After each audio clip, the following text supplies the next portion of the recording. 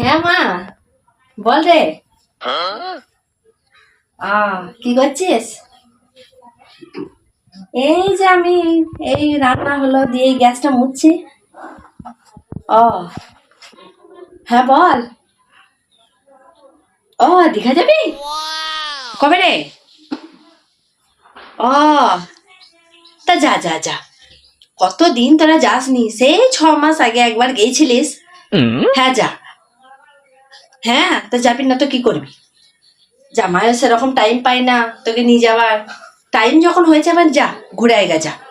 হ্যাঁ না না, ও এখনো ঘর আসেনি। দাঁড়া একটু পর দেখি, ফোনটা করবো, কাজটা করে নি। হ্যাঁ মা, রাখ রাখ। হ্যাঁ যা, ঘুরে আয় ঘুরে আয়। হ্যাঁ যা, ভালো করে যাবি। হ্যাঁ ঠিক আছে, রাখ। হ্যালো, হ্যাঁ বলো। হ্যাঁ কি করছো তা?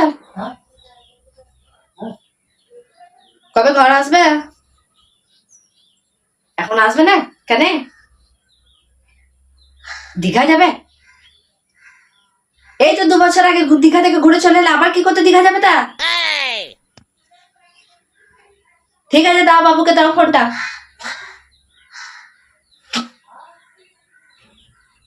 হ্যালো বাবু, দেখ বাবা, আমার কি জন খারাপ হয়েছে, আর সকাল থেকে বলিস না, এত প্রেসার আর সুগারটা বেড়েছে। তোর বাপ এই মাত্র মাপলো, দিয়ে দেখলো। আমি তো রান্না করতেই পারিনি, মাথাটা তুলে দাঁড়াতেই পারছি না, বসে আছি। হ্যাঁ, তোর আব্বা রান্নাটা করলে। তা তোরা কবে ঘর আসবি তা? দীঘা যাবি? এখন যাস না বাপ, দেখ আমার শরীরটা খারাপ, আমার ব্যাপারটাও তো তোকে বুঝতে হবে, বল।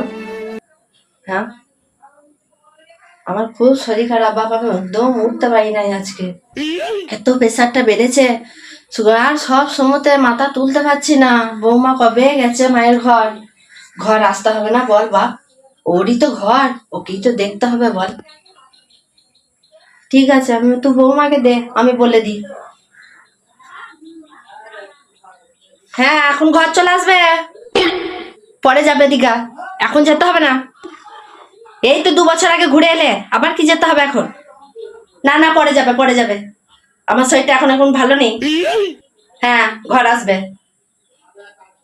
হ্যাঁ যা ভালো বুঝছো তাই করো গা, যাও। হ্যাঁ হ্যাঁ যা ভালো বুঝো করো গা।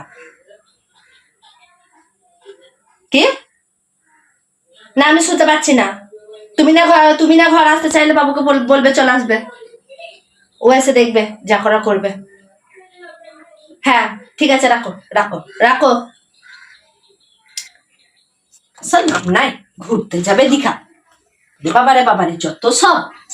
আমরা এখানে খেটে খেটে মরছি, আর ও এখন আইএস করে বলছে এখন দীঘা ঘুরতে যাবে। তো সব হয়েছে।